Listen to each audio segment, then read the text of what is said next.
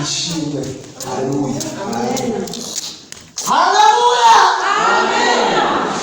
Ndiho ndatumwami mitse wamaye kubona mumira kikakona n'inanga. Tuvuge cyane ngo amina. Amen. Hoya ni watera haleluya. Haleluya.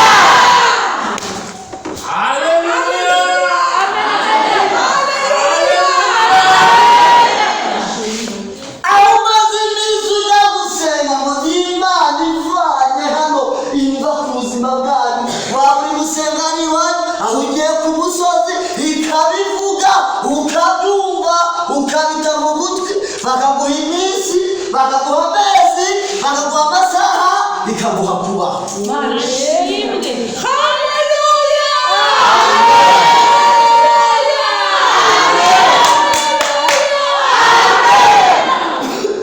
Ndagira ngo mubwire gukora icyo Imana ishaka ku buzima bwawe.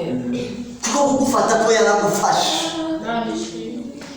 Nubwo wajya mu maboko ya Satani ariko yaragufashe.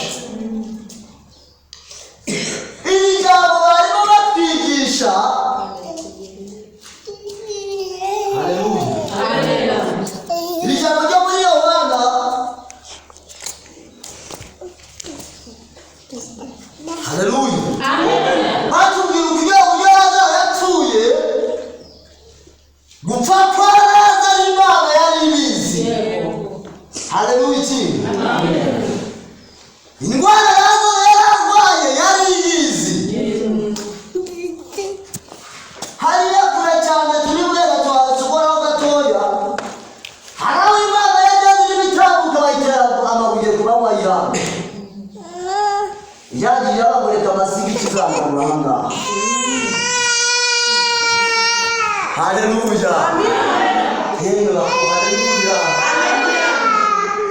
Hari n'ijambo tunyirukiraho aho kugira ngo badutoze inzira z'Uwiteka bakadutoza ibyapa biri imbere yabo ngo reba mwari ku neza, reba mu neza, natwe twenda tureba kuko tutazi ariko icyo bikatugaruka. Ariko ni muri hari ibitwaro twikoreye Imana igiye gushenga n'uyemerera rero. Amina cyane.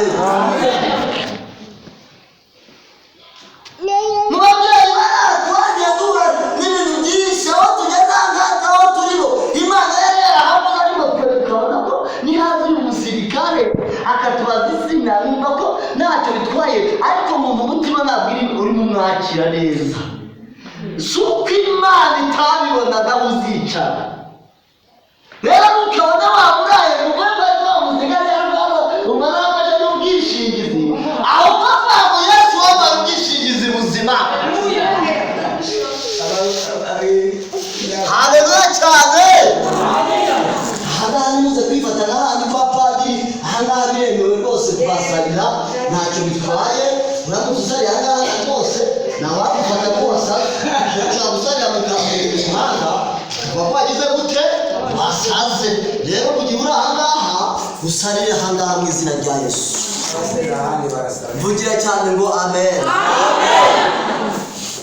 Uretse ko abantu twagiye dusigaye tugira iminwa miremire, nta mukobwa ushobora kuvuga bati rero Imana ibabarire icyaha cy'ubusambanyi, twebwe dufite iminwa miremire tugahita tubijyana ukundi. Ariko kuva ku wa mbere rivuga kugera ku cyumweru rivuga guhagurukira nicyo byadutwaye. Ibati nani bakubita. Haleluya. Amen. Haleluya cyane.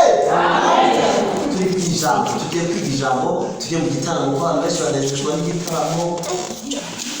Bashije mu gitaramo Imana ishimwe. Turashima Imana rero ikiduha amaguru mazima. Acu ni hawa